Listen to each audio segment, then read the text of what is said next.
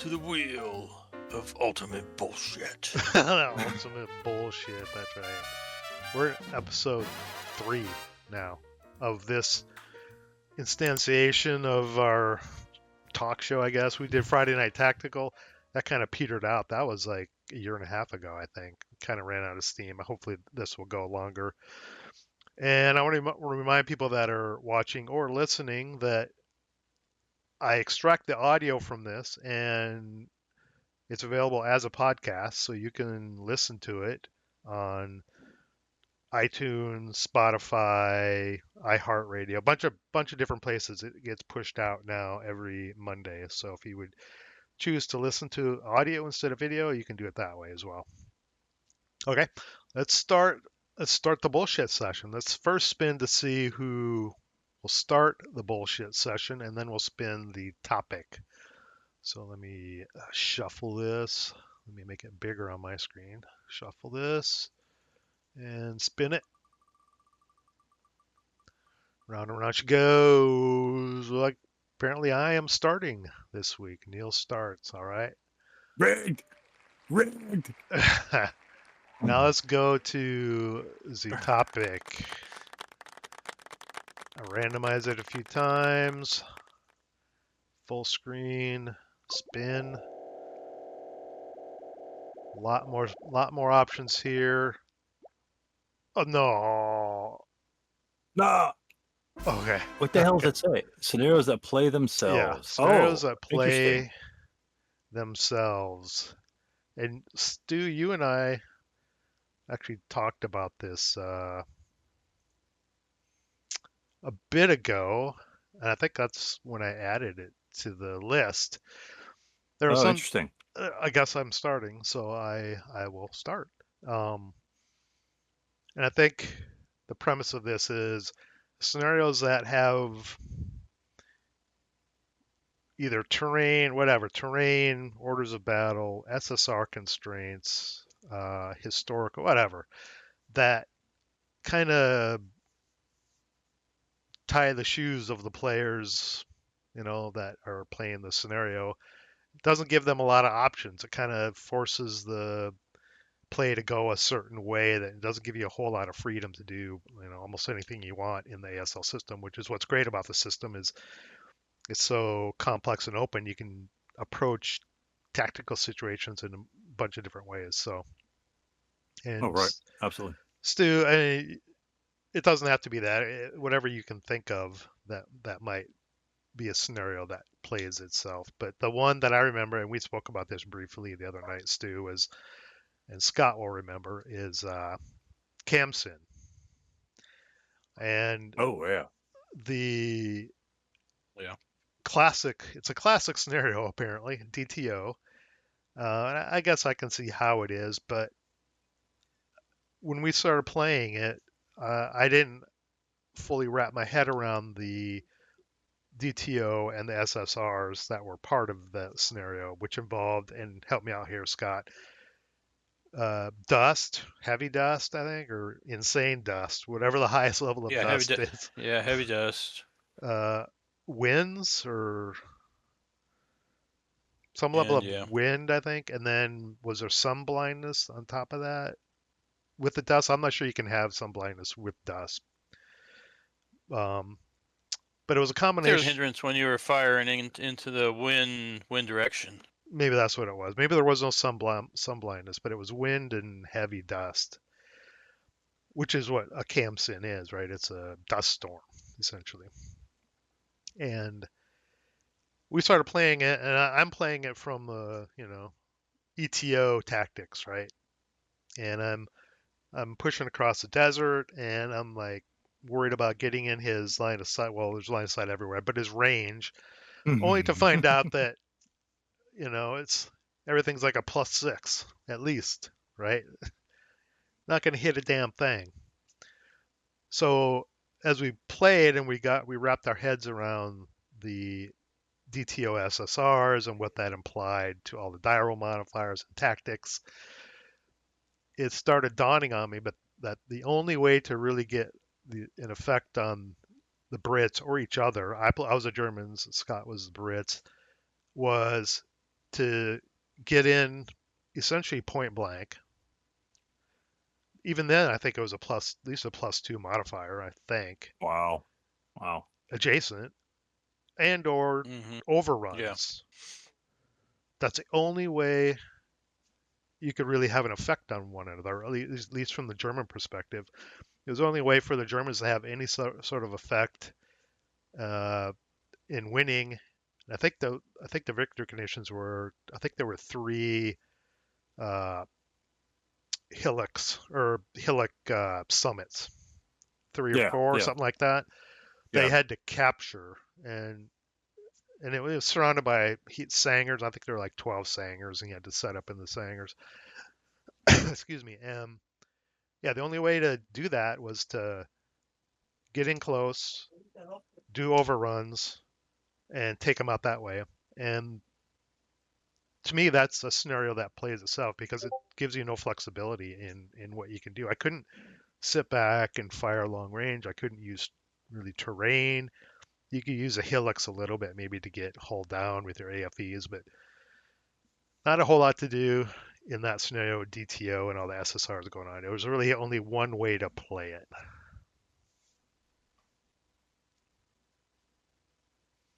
Yeah, I think I had a very similar experience, and you can either see it as a general, like a wide scale, like the whole scenario kind of generates this way, or like you see when you go for a scenario condition, like if you didn't know that you had to get in close, you might waste a couple of turns kind of approaching very slowly.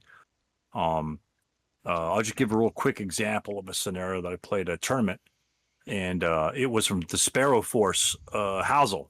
And the Housel portion, why do people play Housels? Do they want to recreate the actual battle? And it really doesn't matter if it's balanced or not. And so is it just the fight you're looking for? Are you trying to represent the fight? But it was a fun scenario to play, nothing beside that. But it's just that, like you say, the tactics that you normally use just aren't there. The Allies have forces coming on every turn for 6 turns out of 8, and the Axis, the Japanese, their forces come on, and then it takes them 2 to 3 turns to get to the battle. But some forces you have there, normally you want to break units and surround them and kill them. The Allies, every 3 squads they have a leader, so they've got like about 5 extra leaders just hanging around. So if you break them, you need to really be aggressive on them. But if you are aggressive on them, you're going to be hit by another oncoming platoon. So it really prevents you from kind of doing that unless you do it on force. And I don't really see that happening because you're outnumbered. So you kind of have to play it back on your heels the whole time, which isn't bad.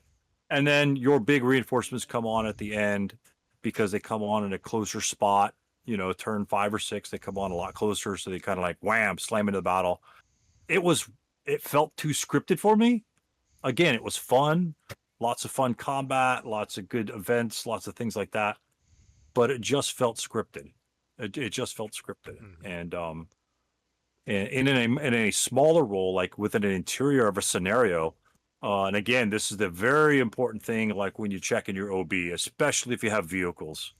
Maybe if you have like an infantry gun, right? A half-inch counter infantry gun. Why is that thing in the game? But in particular, you've got a lot of German American vehicles that have lots of machine guns on them. Can I pull them off? Do I leave them on? In particular, scenarios with the German half track, it's got a 37 millimeter on the front. It's got an AA machine gun, and you have to read the player notes or the chapter H. How many It's people got a do Panzer that? Shrek in it. Some people don't. Yeah. Some people don't, and it's like, what's this 37 used for? It's kind of garbage, and they don't even put a half squad in it. And but it has a Panzer Shrek in there, so for all intents and purposes, you could drive the 37 up to, King Tiger. Says, if the other guy didn't read it, he can't do shit to me. It's a half squad, CCV value of 3. I've got, Snoogie Werfers that I can blow him up if he attacks me. But then he jumps out of the half track with a Panzer Shrek, and you're smoked. There's no way he's going to miss you. And so scenarios like that, which incorporate certain vehicles or certain things. I think yes, you should read all the crap, but people don't. They don't. Half of them don't read the scenario special rules, but have like a clue. Commissar scenarios are the worst, right? Pre 41 or 42, October 42, whatever the date is. Mhm. It's like if the scenario is designed for you to sub out one of those leaders for commissar, just put the commissar in the begin. Was it play tested without the commissars, or is that what you're supposed to do? If it's what I'm supposed to do, just put it in the game. And Well, again, if you don't, that's the kind of the scriptedness of it. well, go. I'll let Scott respond next, but that brought up a couple things that I want to comment Okay. on. Yeah, I don't know if I can think of any real good examples off the top of my head, but I know we've played some like that. I mean, Sim, but there was the one you were acting as the Germans. I think I was French, but there was a wind, I remember that one. and you had the smoke. You had the smoke capability, which you realized. You put the two and two together, and you used it to great effectiveness as you attacked. I mean, and as a defender, it's like, well, I don't know what you're supposed to do because you can't really defend against it. I don't. It's Did you have AFVs just in like that scenario? I couldn't. I don't remember exactly. I couldn't. I don't think so. I had to. They were radialess. I had to roll or something to get them to move or. Oh, I hear what you're saying. Yeah, and they just smoke you, and you can't do anything because you can't move. Usually, when a scenario yeah. says, "Sorry, Scott, I think you still have a delay going on, so I don't mean to talk over you." Whenever a scenario says when wind is included, that's usually a key to me that something's going on in the scenario, and you either should be using smoke or setting fires or both or something, right?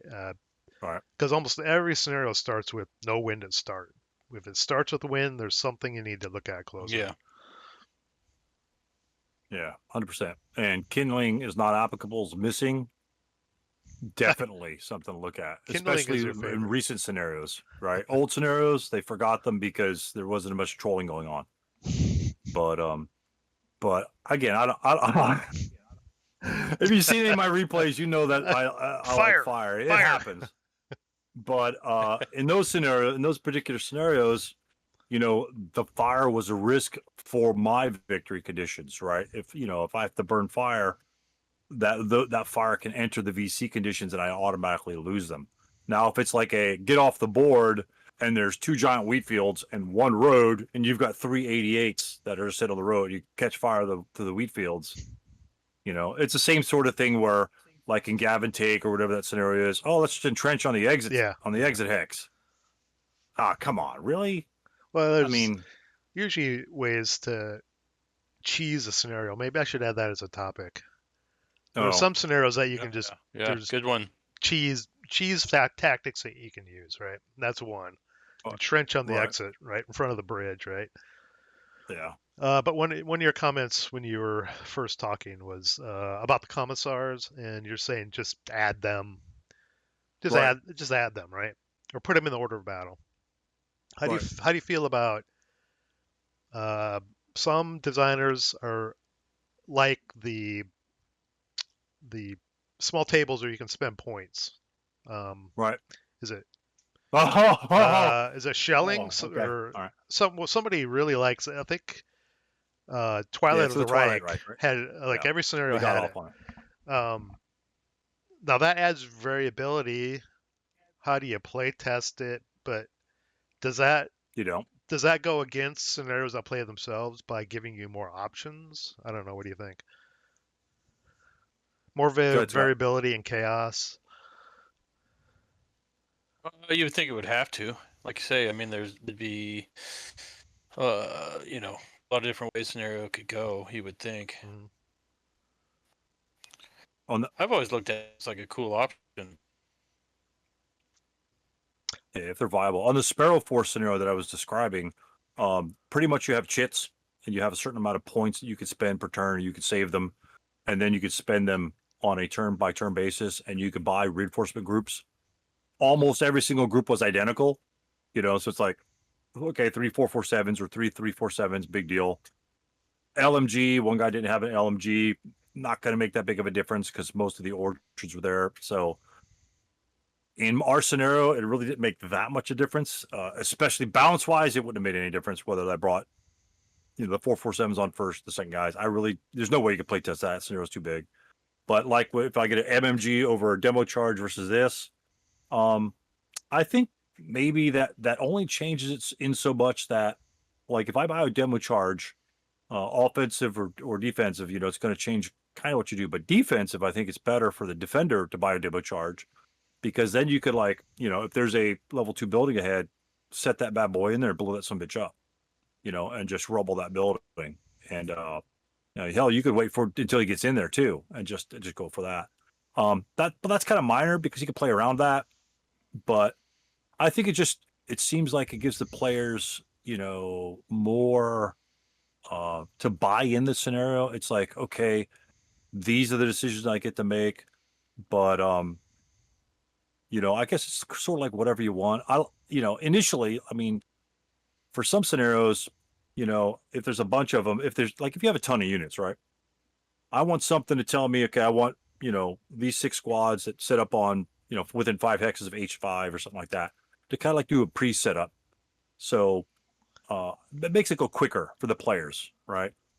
And the purchase things might, for players that really are adverse, just tell me what to play with, and they don't want to make a mistake, Yeah.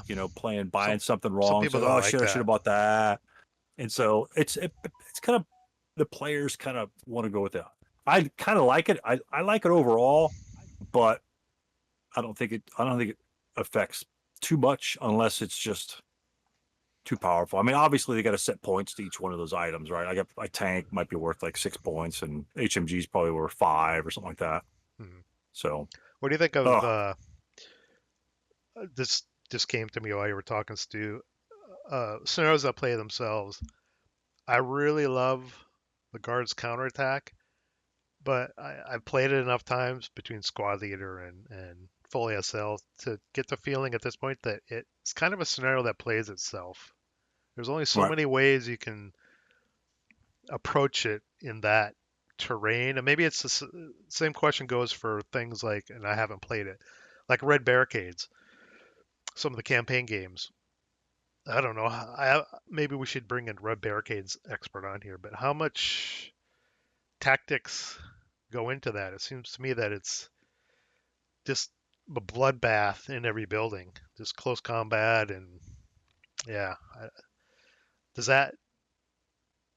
Red Barricades? Someone's going to comment and be all pissed off about this, but I don't know. Does Red Barricades play itself just because of the terrain, the urban setting? Some people hate urban scenarios like that. I'm not a big fan of urban. I've heard stories that all you do is you buy 4.26s and just fill the factories up with them because they're the cheapest. 4.26s? Oh, I'm sorry, 4.26. Yeah, conscripts, and throw them in the buildings because they become fanatic, and then they can't cower and things like that. So I heard that was the easiest way to just throw bodies in the mix because, like you said, it's a grind fest. Mm-hmm. But I think, like, again, with housels, I think most housels are just for the experience.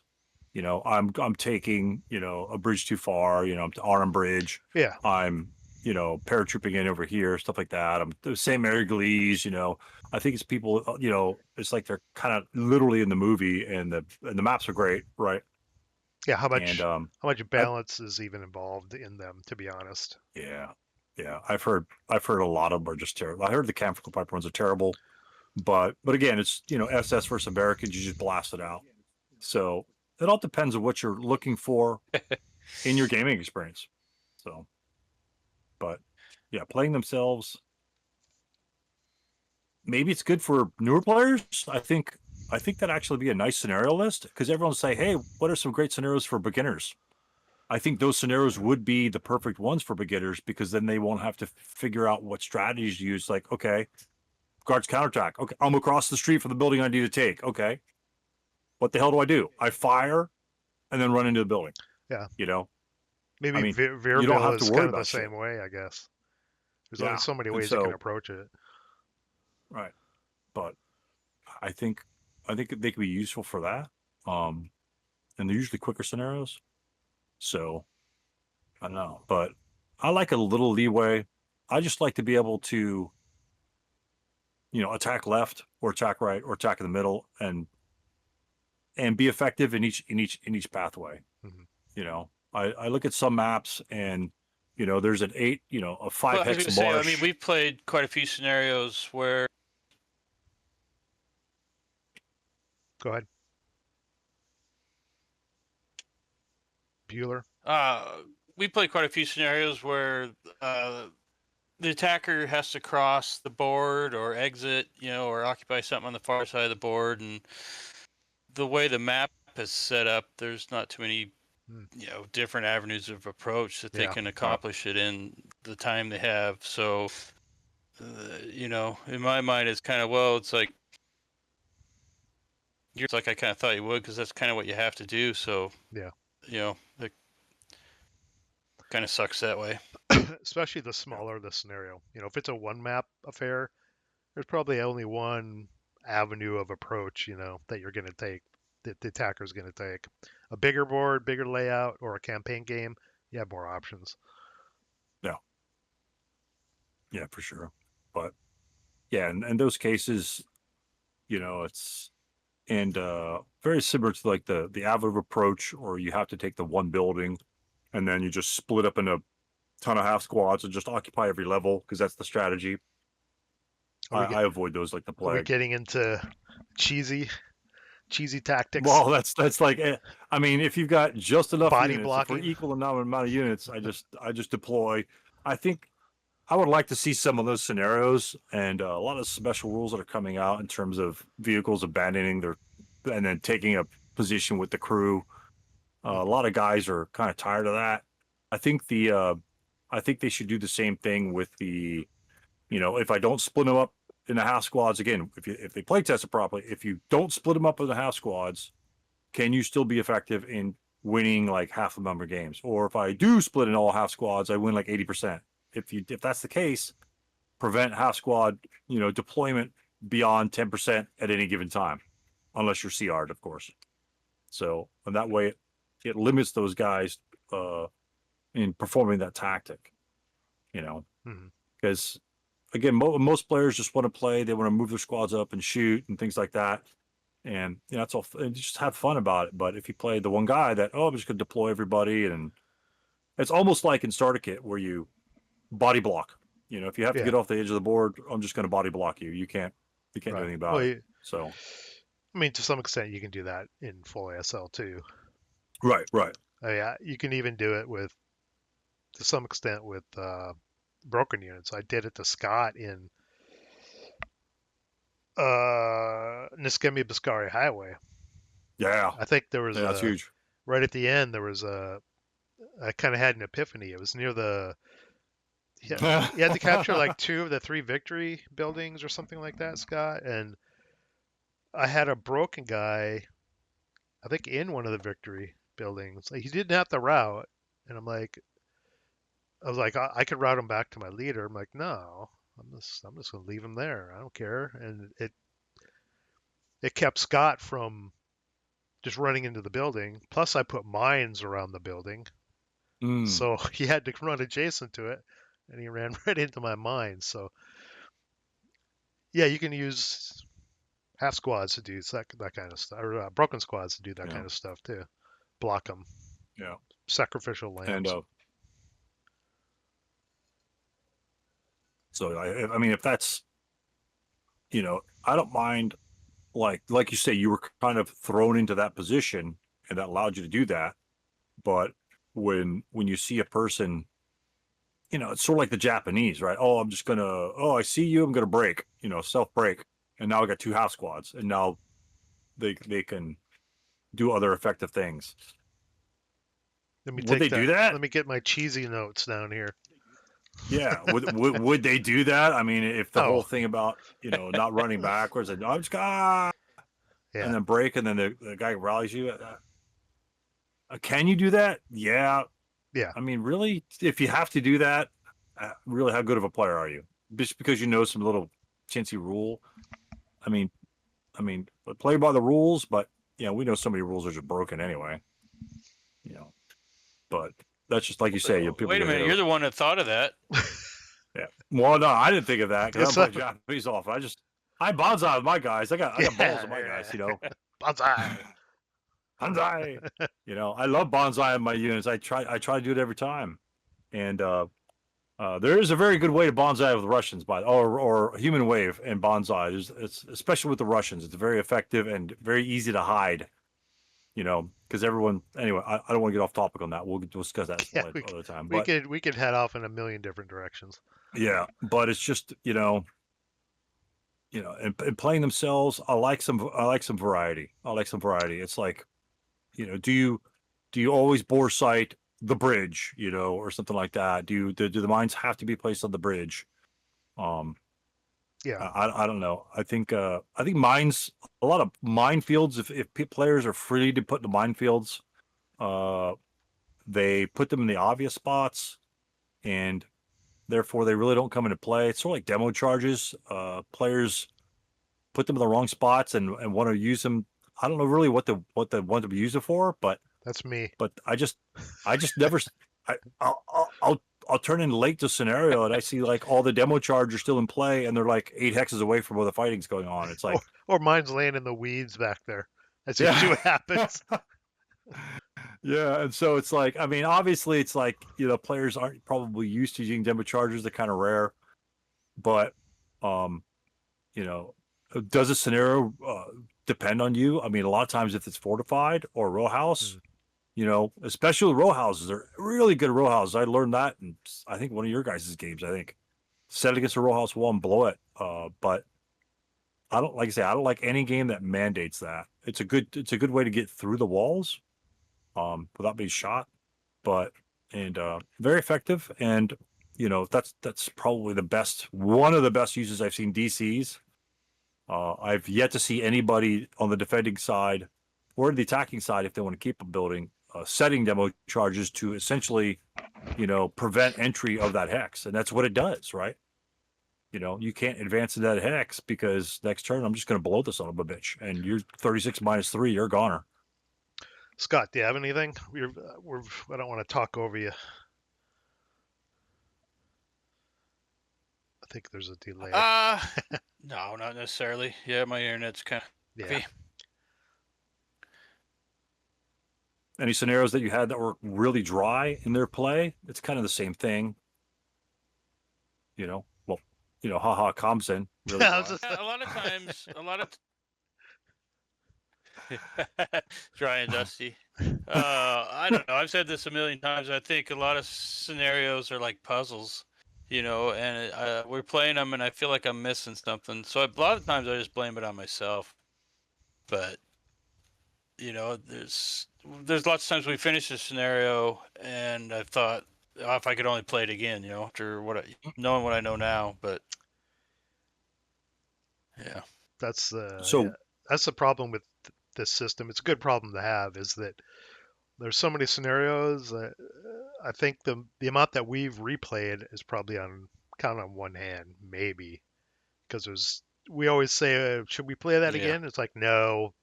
Look at all these other interesting scenarios to play, and we just move on. But replaying, I think scenarios that play themselves, I would never want to replay a scenario that plays itself. Like I would never replay Camsin. I just have no interest because it's going to be the same thing: getting close, overrun. What about the one scenario we played that was the shortest scenario in the history of ASL? It went one player turn. You remember that? It wasn't even That's a good example. Rude Mood. I remember it well because I have PTSD still to this day. Oh, I think it lasted through. One player turn. It wasn't even a player turn. I think it was like a half a player turn. Because I was the French, and you were the Germans, or vice versa. I think. No, you were the American. You were the Americans. I was the French. Well, or the Germans. wasn't. Yeah, I thought it was a French. I thought the French were involved in somewhere. Anyway, it's called Rude Mood, and there was two options to win. There was the Blitzkrieg or the slow game, and if you could, I think it was building captures. If you could capture a certain amount by turn one, you won, Oh my right? gosh. And the longer the game went, you had to capture more, but it was easier to do, type of thing. And you know me, I'm like, fuck it, let's go. I just went for it. And I got lit up so bad, man. It was brutal. Yeah, it was over after I think my movement phase. Oh I my moved first. god. It was bloody. And that I Oh don't think my that's a case of god. a scenario that plays itself. That was just a poor choice on my account, and I believe you set up anti-tank gun hidden in a perfect spot, Mm. and you lit up one of my tanks or half tracks in the crossroads, and it was ablaze, and there was really nowhere else to Oh, go. It yeah, was yeah. a mess, man. Yeah, kind of an off topic, but yeah, I would never Kind of to replay. I count, never replay that one again. kind of to counter the scenarios that are cookie cutter or whatever you call. I recently played Latecomers. You guys had played that and released as a video, and the cheap ass tanks going through the orchards. It's Right, like, right. well, Scott and Neal played this one, so I can't do the same thing he did. So I forced all my Italians to come through the forest off of turn one, and then the tanks came on the bottom. And same end of the game, fighting around the building, same sort of end game, very tense. But Now, it was is that the one where you have to exit a single road hex? right, Not capture a a ton fan of of that, buildings, but yeah. or yeah, the single road hex, and it's further away from you. Yeah, especially that was. I think that's what the vehicles are for. And I made some errors in it, but I did enjoy the play because I had to play it differently from you guys. And he brought his reinforcements on the same spot at the top. But I did like going through the forest. It was pretty cool and very different play. I felt safer as the Italians going through the forest. Who won? It may have taken me a little bit longer. He won right at the I end. mean, Well, which nationality won? The the French, French? the Allies won. I Okay. think we both thought it was a really good fight.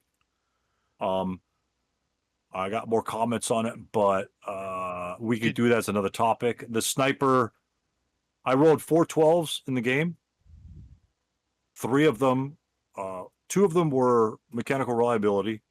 One was a malfunction, of course, which it's going to happen. And then the other one was like task check or some shit. But there were literally 4 of them, and you could just count. Oh, I know it's boom, boom. Here they are, right here. Boom, boom, boom. mhm. And the immobilizations, that's fine. I have no problem with the rolling the 4 12s, but it goes to show you that the timing of the dice roll is Yeah. what really determines the outcome of the game. Mhm. And I can't, when people say, "Oh, you got dice on that," not really, because I rolled a living shitload of 3s and a living shitload of 4s, which was a sniper. His sniper was what determined a lot of the pressure release in the game. He wasn't generating any pressure even as defender, but his sniper completely destroyed one flank. It sniped the leader, sniped the squad after that, and pretty much that's all I had over there with one another guy. So, and that was a critical factor. And so that's definitely a game that doesn't play itself because I attacked both ways. My attack looked completely different from your guys's, and I tried to make it so to see how well the game would play that way. And it seemed to play just as fun as when you guys were playing. You still got to fight it out in the town, but that was the fun part. Yeah, I wouldn't consider that a scenario that plays itself. They didn't. I No, didn't have no. the feel that it had the feel of that.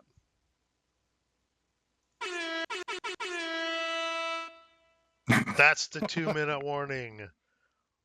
think we've been. I think it's been about a half hour. Yeah. Yeah. So let's do our closing comments. I can't. Most of the scenarios I play have not had this feeling of scenarios that play themselves. At least the ones that I can remember.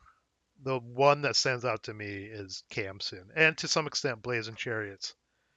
Um, Blazing Chariots is a classic. Oh yeah.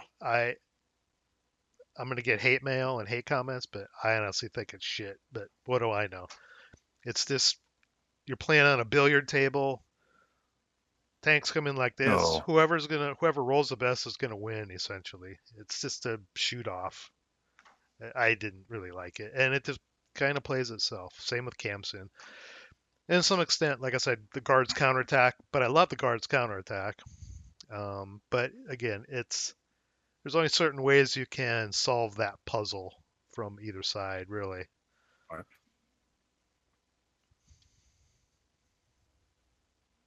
But yeah, I reiterate the same thing that you said.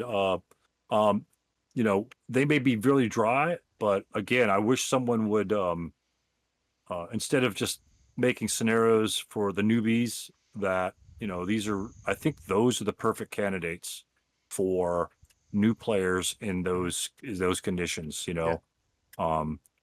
Because most of the time they're unfamiliar with the rules, or especially with the desert, if that's the only way I get into the desert doing that, then I don't have to worry about a lot of other stuff until I get close.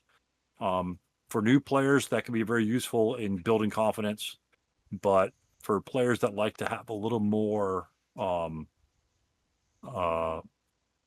ownership of the outcome of the game in terms of deciding to do this or that, variety of their gameplay, those can be avoided. I don't think they're going to bring those types of players as much enjoyment out of the game. Mm-hmm. You want to wrap it up, Scott? Yeah. I mean, I think thankfully there isn't that many scenarios that play themselves. I mean, I think we played a few, but for the most part, most of them have different ways you can play them. So it's bright. And I mean, people are going to interpret this topic their own way. Scenarios that play themselves. And again, the beauty of the system is there are 7,000 scenarios, either official or third party or homegrown or whatever you want to call them, to choose from. If you don't like something, just move on to the next one, like we're going to do in the random selection show, because we're going to put a bow on this one and call it done. All right. Thanks, Stu. Thanks, Scott. We will see you guys next week. I have a couple more topics to add to the list from our discussion here. We'll never run out of ASL topics to talk about. And everybody, thanks for watching and or listening, and we'll see you next week. Adios. Say goodbye. Take it easy. Get to the chopper! If you like what you saw, please like, share, and subscribe. If you didn't like what you saw, thanks for watching, and let me know how I can do better. See you in the next video.